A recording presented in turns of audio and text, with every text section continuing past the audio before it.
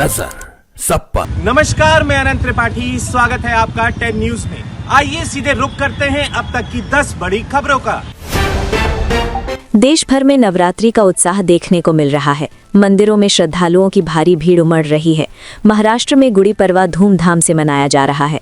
प्रधानमंत्री नरेंद्र मोदी ने भी देशवासियों को अलग अलग संदेशों के जरिए शुभकामनाएं दी हैं। राष्ट्रपति द्रौपदी मुर्मू नवरात्रि के पहले दिन राम मंदिर पहुंची। उन्होंने रामलला के दर्शन कर विशेष पूजा की। मंदिर परिसर का निरीक्षण भी किया।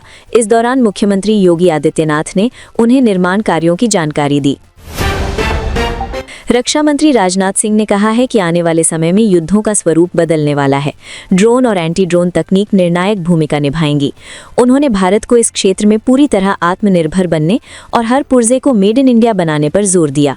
कांग्रेस सांसद शशि थरूर ने केरल चुनाव को लेकर बड़ा दावा किया है। उन्होंने कहा कि यूडीएफ 85 से 100 सीटें जीत सकता है। थरूर ने भाजपा को राज्य में सीमित प्रभाव वाला बताया और कहा कि असली मुकाबला यूडीएफ और एलडीएफ के बीच है। वहीं शशि थरूर ने ईरान मुद्दे पर भारत के रुख को जिम्मेदार कूटनीति बताया है। वहीं सोनिया गांधी ने इसे जिम्मेदारी से बचने वाला रवैया कहा। इस मुद्दे पर कांग्रेस के भीतर अलग अलग राय सामने आई हैं। ईरान लगातार नुकसान के बावजूद संघर्ष को लंबा खींच रहा है। विशेषज्ञों के अनुसार ईरान सीधी हार से बचते हुए युद्ध को महंगा बनाकर विरोधियों पर दबाव बनाना चाहता है। अमेरिका और इजरायल के साथ बढ़ते तनाव ने पूरे मिडिल ईस्ट में अस्थिरता बढ़ा दी है। संयुक्त राज्य अमेरिका की राजधानी वॉशिंगटन डीसी में सुरक्षा एजेंसियां अलर्ट पर हैं। सैन्य बेस के ऊपर संदिग्ध ड्रोन देखे गए हैं।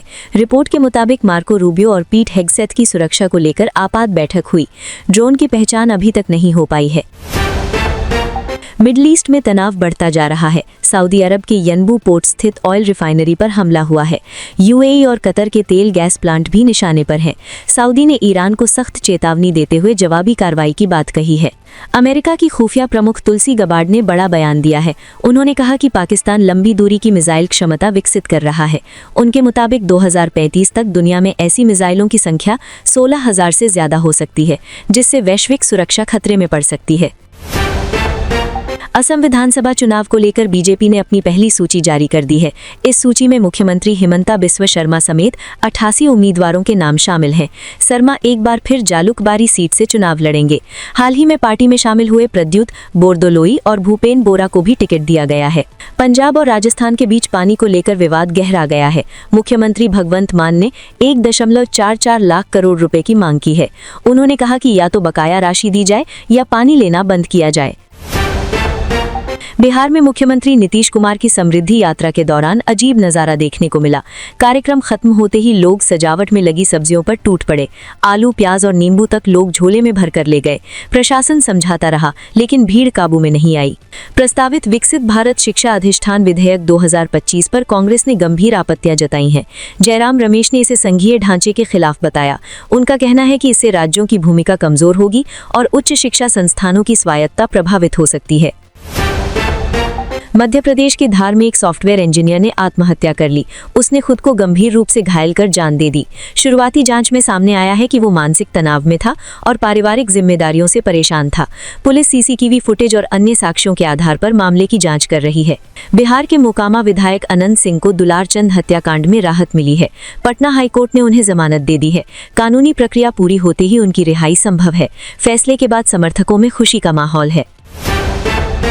देश के कई राज्यों में मौसम ने करवट ली है। राजस्थान और हरियाणा में तेज बारिश और ओलावृष्टि हुई है, जिससे जनजीवन प्रभावित हुआ है।